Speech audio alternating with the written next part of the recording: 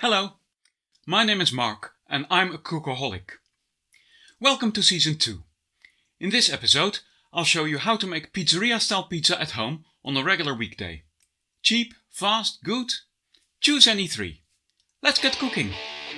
I start out with my base recipe for bread dough from episode 1, Season 1. The only difference is that I add a splash of olive oil to help the crust crisp up and a little bit of sugar to feed the yeast and help browning. Dough takes a long time to rise, so when I make pizza at home on a weekday, I start the dough in the morning before work. It only takes about 5 minutes to prepare. When I make pizza, I use 100 grams of strong bread flour per person.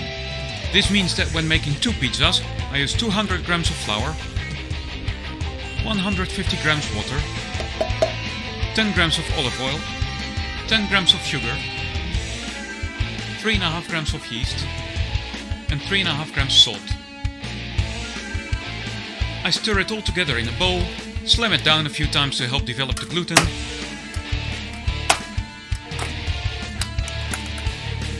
then I spray it with a bit of water, cover it, and I'm off to work.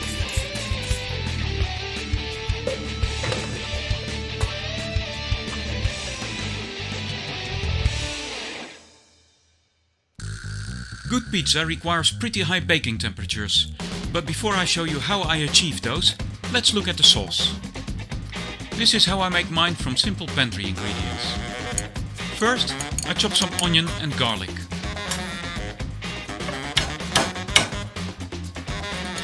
I slowly sautee them in olive oil on very low heat until translucent and fragrant. I don't need a lot of sauce for pizza, so instead of opening up a whole tin of tomatoes, I use about a tablespoon of tomato puree and a splash of water.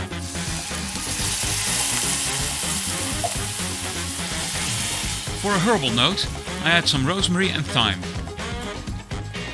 Also, when I have it available, I add a heaped teaspoon of pesto.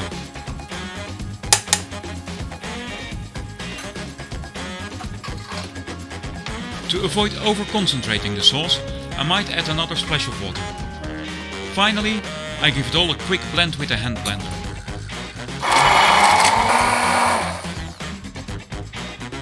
And with that, my tomato sauce is done. Imagine we're baking our pizza in a traditional clay oven. The clay oven is wood-fired, so the heat is generated inside the oven itself. Before long, the oven is pretty hot. Using a pizza peel, you launch your fully prepared pizza into the oven. The floor of the pizza oven has collected a lot of heat, and as soon as the pizza hits the floor of the oven, the crust starts cooking through this contact heat. Meanwhile, the roof of the oven radiates heat onto the top of the pizza, cooking and browning the toppings. The pizza dough contains CO2 bubbles created by the yeast and water that will turn to steam.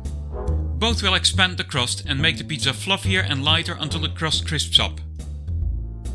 Turning water into steam takes a lot of energy, so for a wet dough like ours, we rely heavily on the CO2 for puffing up our dough. The more heat we apply and the more CO2 bubbles we keep in our dough, the more the pizza will puff up before the crust solidifies. I try to mimic these conditions as closely as possible.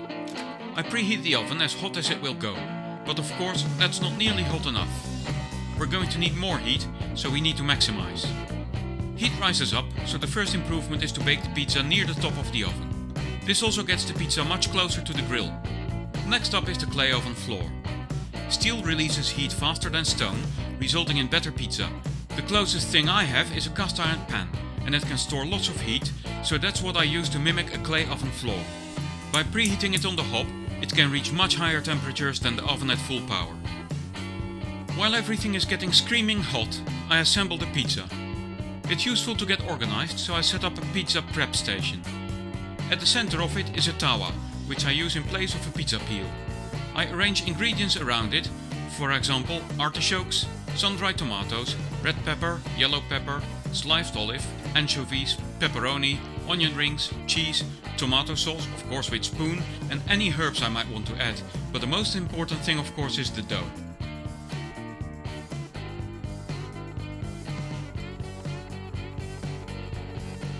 To keep the dough as light and bubbly as possible, it must be handled carefully. To get it out of the bowl without deflating it, I pour a little bit of oil around it and gently work a spatula underneath the dough until it no longer sticks to the bowl and slides freely.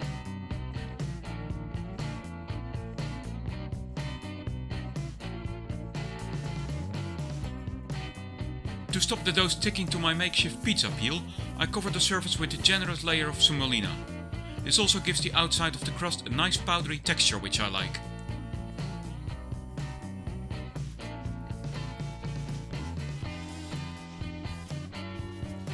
I ever so gently stretch the dough to size, making sure that before I top it, it can slide around on the peel without sticking.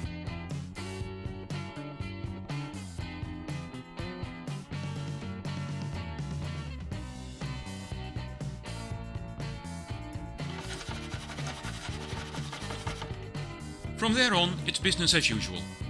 First, the dough is topped with a thin layer of tomato sauce, followed by grated cheese, which, when melted, will act as a glue to hold the rest of the ingredients in place. The remaining ingredients are then added, followed by more grated cheese because cheese is delicious. To prepare for launch, the pizza is shuffled around one more time to make sure it doesn't stick. When the cast iron pan is super hot, it's time to switch the oven to the grill setting and to launch our pizza into the cast iron pan. The pan is then quickly placed on the top shelf in the oven for the pizza to bake. After just 10 minutes, the pizza is ready. Even just by shaking it in the pan, you can hear that it's going to be good.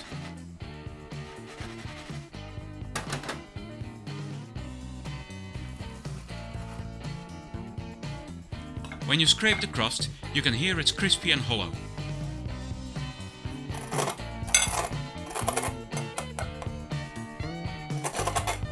And sure enough, when cutting into the pizza, we can see some nice bubbles in the crust.